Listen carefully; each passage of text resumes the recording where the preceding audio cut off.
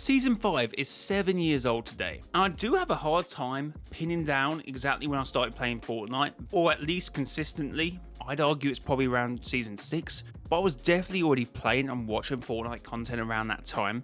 I mean, my first Twitch stream was in October of that year, which would have been Season 6 of course, but I still remember how nervous I was to stream FPS games back then. I was more into simulators, or of course third person shooters. And when I say my first stream, I mean my first Fortnite stream. Before then I was streaming a game that if I gave you 100 guesses, you would probably never guess the game, but the game is Jurassic World Evolution. Great game, absolutely great game. And Fortnite felt like a huge leap outside my comfort zone, so I probably was playing Fortnite off stream at that point, so possibly playing in Season 5. But yet, here we are 7 years later and Fortnite is still a huge part of my life, and honestly, probably an even bigger part now than it was back then. Season 5 introduced Drift, who eventually became connected to one of my favourite Fortnite factions, the Fox Clan, or the Syndicates. And you could argue that Drift is the catalyst for this chapter, and not to be confused with the Season 10 skin, who bears the same name, because of that iconic mask that really set things into motion. A mask embroiled with evil, regardless of whether it was originally created with good intentions. But the River Guard, the Fox Clan, the Syndicates, and the Shattering War later, over the years Fortnite has built some very good lore in there. And with Season 5 OG coming next season, it's all very beautifully interconnected at this point. And with the spires currently on Onoshima, they appear to embody the values of the cubes as a story trope. These sentient geometrical shapes, they get me. But it's still kind of crazy to think that Season 5 was 7 years ago today, July 14th, 2018. Let me know if you played back then, or even let me know when you started playing Fortnite. I'm just generally curious about the senses of my community at the moment. If I had to make a guess, I would say Chapter 2, but I'm ready to be proved wrong.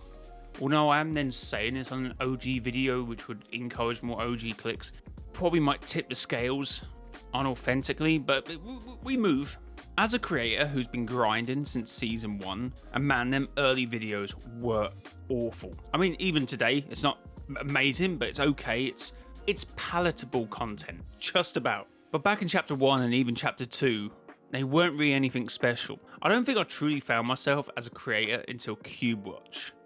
Let me know in the comments if you remember the Cube Watching days. But I can still look at content from around the Cube Watching time and see underlying pillars of what connects me to my content today. That's when things really started to click. I'm a different breed now to even what I was in Chapter 2 Season 8, but I can still see them underlining Mr. JLY, or even just J. I think the Mr. was a later development actually. There's some crazy lore. Honestly, unrecognizable as a content creator. And yeah, I swore a lot back then. Oh my god. And I'm well aware that content creators who don't swear in their content get branded family friendly. But for me, that wasn't the reason behind the change. Most of these older videos were just white noise, swear words, and just rubbish filler. Now I focus on telling a story and actually saying something that matters.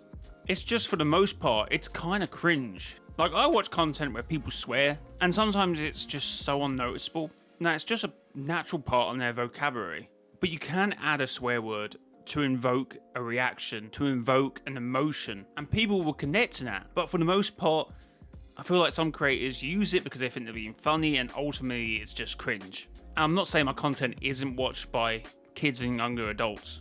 I'm sure they don't want to hear me swear. Like as a kid, when you swore and your parent goes, use your words, that is actually a great lesson, because it's much better the majority of times when you die in a game to actually explain what happened, because that is content. Oh damn, that was crazy how he just sniped me through the wall like that. I didn't even see him, he came out of nowhere. I had no time to react. It's better than just swear word, swear word, swear word. Anyway, this has gone really off subject, but I mean, it hasn't. Season 5, for a lot of you watching this video, will bring up different emotions, different historic events that happened in your life at that point. You start to get to a certain age where that tends to happen more frequently. It's why the nostalgia word gets thrown about when you talk about stuff like this, because talking about it is meant to invoke a reaction. because it matters. With Season 5 being 7 years ago, it has allowed me to look at some really cool, interesting storyline similarities with Chapter 6 and Season 4, 5 and 6 of Chapter 1.